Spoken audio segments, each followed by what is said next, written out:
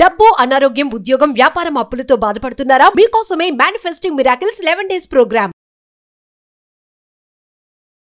Hi hello నమస్తే, welcome back to our channel. ఈరోజు మనతో ఉన్నారు స్టాక్ మార్కెట్ అనలిస్ట్ అయిన సుందరరామరెడ్డి గారు.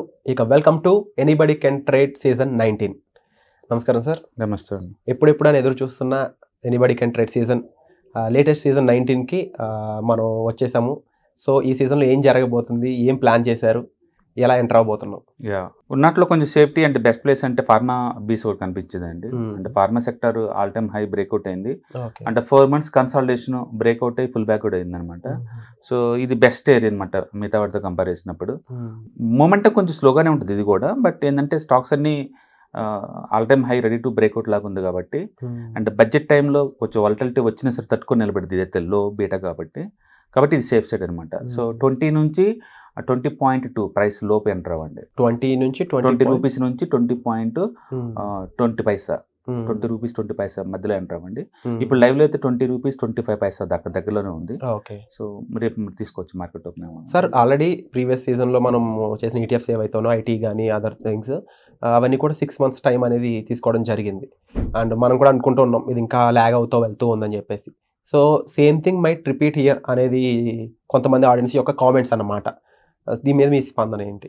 అంటే నెక్స్ట్ ఎందులో పెట్టినా ఇలా అవ్వే ఛాన్స్ ఉందనేది వాళ్ళ బేసికల్గా మార్కెట్ ఎప్పుడు మన కంట్రోల్లో ఉండదండి. కొన్నిసార్లు ఫాస్ట్గా మూవ్ అవుద్ది, కొన్నిసార్లు స్లోగా మూవ్ అవుద్ది, కొన్నిసార్లు నెగిటివ్ కూడా మూవ్ అవుతూ ఉంటుంది.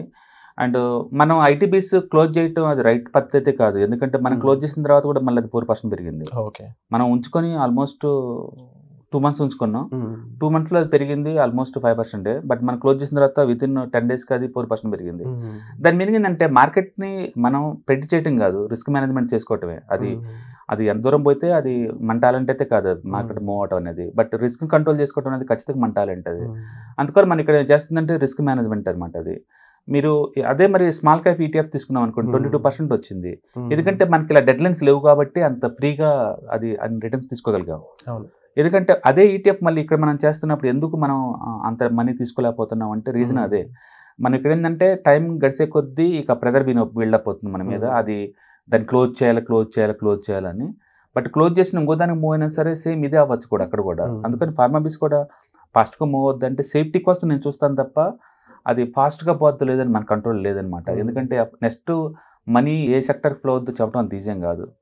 ఇప్పటికీ స్టిల్ నెక్స్ట్ 24 to 25లో బాగా హిట్ అయ్యే ఇండెక్స్ ఏదైనా ఉందంటే ఖచ్చితంగా it should be bank Nifty, IT Nifty, pharma Nifty మూడిట్లోనే ఉంటారు హీరోలు ఖచ్చితంగా. ఎందుకంటే లాస్ట్ 5 yearsలో బ్యాంక్ నిఫ్టీ ఇచ్చింది యావరేజ్ రిటర్న్స్ 9% అండి. 9%.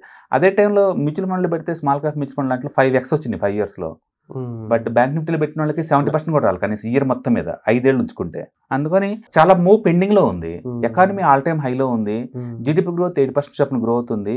రీసెంట్ గా బ్యాంక్ నిఫ్టీ బ్యాంకు గురించి ఆర్బీఐ చేసిన డేటాలో అయితే ఎక్సలెంట్ అనమాట. లోయెస్ట్ ఎన్పిఏ ఉండి హైయెస్ట్ ప్రాబిలిటీ వస్తుంది. ఫుల్ బుల్ మార్కెట్ లో ఉన్నాయి బ్యాంక్స్ మొత్తం జెన్యున్ గా. బట్ స్టిల్ అవి పర్ఫార్మెన్స్ సరిగా లేవు వాటి తగ్గట్టు. అందుకని మనం ఏ ముందు బట్టి చెప్పడం కష్టం. ఐటీ ఉందనుకోండి ఫుల్ వాల్యూ జోన్లో ఉన్నాయి, అది పెద్దగా మూవ్ అవ్వలేదు. అంటే ఫార్మా కూడా అంతే ఈ సంవత్సరం పర్వాలేదు కొంచెం లాస్ట్తో పోల్చుకుంటే. బట్ స్టిల్ లాస్ట్ 5 years పోల్చుకుంటే యావరేజ్ మీద అక్కడే ఉంది. అక్కడ అమెరికాలో ఫుల్ డ్రగ్ షార్టేజ్ ఉంది. ఇండియాలో కూడా స్టాక్స్ అన్నీ కూడా మంచిదిగా వచ్చేసినాయి. అండ్ ఒక పక్క డాలర్ కూడా బాగా అప్రిషియేట్ అయ్యి బాగా ముందుకు వెళ్తుంది. కాబట్టి ఫార్మా కొంచెం సేఫ్టీ ఎక్కువ ఉంటుంది. పైగా రేపొద్దున బడ్జెట్లో ఏదైనా డిస్టర్బెన్స్ అయినా సరే మార్కెట్ పీక్ లెవెల్లో ఉంది కాబట్టి ఒకవేళ డ్రాప్ అయినా సరే మిగతా వాటితో పోల్చుకుంటే దీంట్లో ఫార్మాలో ఎక్కువ సేఫ్టీ ఉంది లో బీటా కాబట్టి.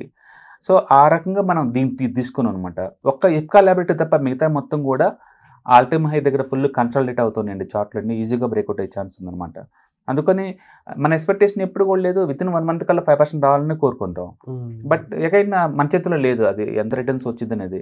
అందుకని మన వాళ్ళని ఈటీఎఫ్స్, ఇండెక్స్ ఫండ్స్, మ్యూచువల్ ఫండ్స్లో ఆ మూడింటి ద్వారా మీరు యావరేజ్ మీద ఒక 20 నుంచి 30% జనరేట్ చేయమని చెప్తాను తప్ప ఒక ఈటీఎఫ్ తీసుకోమని ఎప్పుడు చెప్పను. ఇప్పుడు కూడా ఫార్మాబీస్కి ఆల్టర్నేటివ్గా ఇండెక్స్ ఫండ్స్ తీసుకుందాం అనిపించింది నాకు. రీసెంట్గా టాటా వాళ్ళు లాంచ్ చేశారండి mid and small health care index అని. అది కూడా సూపర్గా ఉంది. అది 33 స్టాక్స్ అండ్ దాంట్లో diagnostic centres and pharma, hospitals 3 combine అనమాట అవి. సో అది తీసుకుందాం అనిపించింది. బట్ మన వాళ్ళకి ఈటీఎఫ్ అలవాటు కదా, ఇండెక్స్ ఫండ్స్కి వెళ్ళటం దేనికి అనిపించింది. బట్ ముందు రోజుల్లో మనం బహుశా ఇండెక్స్ ఫండ్స్ కూడా తీసుకోవచ్చు షార్ట్ టర్మ్ ట్రేడ్ కింద.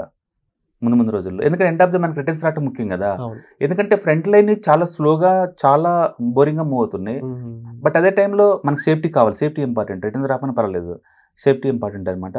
అవును, అనుకున్న దానికన్నా 6 ట్రేడ్స్లో మనం పోల్చుకుంటే మనం చేసింది 2 ట్రేడ్స్ ఇయర్.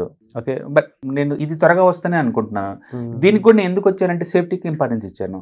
రిస్క్ మేనేజ్మెంట్ అనేది ఇంపార్టెంట్. రిస్క్ మేనేజ్మెంట్ చాలా ఇంపార్టెంట్. ఎందుకంటే రేపొద్దున బడ్జెట్ అప్పుడు మార్కెట్ డిసప్పాయింట్ అవ్వలేదు అనుకోండి, ఆల్ టైమ్ హైలో కూర్చుంది కదా, ఈజీగా 5% పడగొడతారు డిసప్పాయింట్ అయితే టాక్సేషన్ బేస్గా తీసుకొని. బట్ లో బీటా కావాలి మనకి. లో బీటా ఉన్న ప్రొడక్ట్ అనుకోండి తక్కువ మూవ్ ఛాన్స్ ఉందన్నమాట. ఆ క్రైటీరియా మీద మనం ఈ ఫార్మా బీస్ మనం తీసుకున్నాం అనమాట. చార్ట్స్ అయితే చాలా బాగుండేది, మీకు షేర్ చేస్తున్నా చూడండి. చార్ట్స్ అన్ని కూడా ఆల్ టైమ్ హై దగ్గర కన్సాలిడేట్ అవుతా ఉన్నాయి. అండ్ సో ఇందులో సేఫ్టీ ఎక్కువ ఉంది, లో బీటా. ఒకవేళ మార్కెట్లో డిస్టర్బెన్స్ స్టార్ట్ అయినా సరే నెక్స్ట్ 4 months కన్సాలిడేషన్ తీసుకొని ఇది బయలుదేరుతుంది కాబట్టి ఫర్దర్ డౌన్ సైడ్ రిస్క్ చాలా తక్కువ ఉంది. అన్ని క్యారెక్టర్ బేస్గా తీసుకొని మనం దీన్ని రికమెండ్ చేస్తాం. Very true sir. అండ్ మీరు ఇప్పుడు చెప్పిన విధానం బట్టి నాకు నేను విన్న ఒక మాట గుర్తొచ్చింది అనమాట. మార్కెట్ గురించి నువ్వు నేర్చుకోవాలనుకుంటే ముందు నేర్చుకోవాల్సిన విషయం ఏంటి అంటే, మార్కెట్లో నువ్వు లాభాలు ఎలా పొందాలని కాదు, మార్కెట్లో నష్టపోకుండా ఉండడం ఎలా అనేది నేర్చుకోవాలి. రిస్క్ మేనేజ్మెంట్ చాలా ఇంపార్టెంట్. మనం ఎక్కువ సార్లు ఏదైనా స్టాక్ తీసుకుని ఇంటర్డేలో అది మూవ్ అయినా లేదా డెలివరీ బేస్ మీద తొందరగా మూవ్ అయింది అనుకుంటే అది మన టాలెంట్ ఏమనుకుంటాం. వాళ్ళు ఎవరో వచ్చి హెవీగా ఇన్వెస్ట్ చేస్తే పోయే స్టాక్స్ మన టాలెంట్ ఏం కాదండి. బట్ అది డౌన్ సైడ్ పోతున్నప్పుడు మాత్రం ఇన్ టైంలో నువ్వు బయట వెళ్ళకపోతే మాత్రం అది నీ తప్పు అనమాట. ఈ కాలేజ్ రిస్క్ మేనేజ్మెంట్. అందుకనే మన అకౌంట్ సైజ్ పెరిగే కొద్ది మనం రిస్క్ మేనేజ్మెంట్కి ఎక్కువ ఇంపార్టెన్స్ ఇస్తాం. సో ఈ ఇండెక్స్ వీటితో పోల్చుకుంటే మనం స్టాక్స్కి వెళ్తే క్విక్గా 1 day 2 day రావచ్చు. బట్ అది టూ మచ్ అగ్రెసివ్ వే అనమాట అది. అండ్ స్టక్ అయినా కూడా అంతే అవుతావు. బట్ వీటిలో అలా కాదు, ఫుల్ సేఫ్టీ ఉంది. అంటే పీస్ ఆఫ్ మైండ్స్ నిద్రపోవచ్చు. మార్కెట్ పడ్డా సరే 10% 20%. అంత సేఫ్టీగా వేరే ప్రొడక్ట్ ఏమి ఉండవు అనమాట. అందుకని ఈక్విటీలో ఉంటున్నాం, బట్ అదే టైంలో సేఫ్టీగా ఉంటున్నాం, ప్లస్ బల్క్లో అమౌంట్ మనం డిప్లాయ్ చేస్తున్నాం. ఇన్ని కాంబినేషన్స్ ఉన్నాయంటే అది ఖచ్చితంగా ఈటీఎఫ్స్ అనమాట. బహుశా ముందు రోజుల్లో మనం వీటి మీద ఈ స్లో అయిపోతుంటే కనుక డెఫినెట్గా మనం ఇండెక్స్ ఫండ్స్కి వెళ్తే, ఇండెక్స్ ఫండ్కి వెళ్తే బోల్డ్ అండ్ ఛాయిస్ ఉంది కొత్త.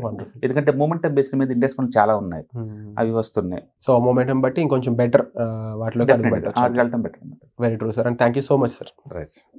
సుమన్ టీవీలో మీ పర్సనల్ అండ్ బిజినెస్ ప్రమోషన్స్ కోసం కింది నెంబర్కి కాంటాక్ట్ చేయండి.